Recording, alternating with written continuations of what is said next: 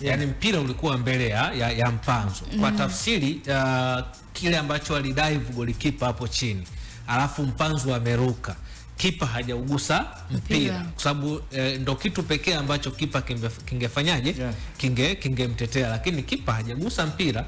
Mpanzo then katumia hiyo advantage ikadive, na ukiangalia refa alikuwa anakimbia nyuma ya nani, nyuma ya mpira. Kwa hiyo automatically tukio hilo likely 70% au mpaka 80 refa alikuwa anaweka tuta na penalty iko wazi pale. Ali Mnyupe arudi aka refresh kozi yake ambayo amesomea urefa jana, karibu mechi by the way.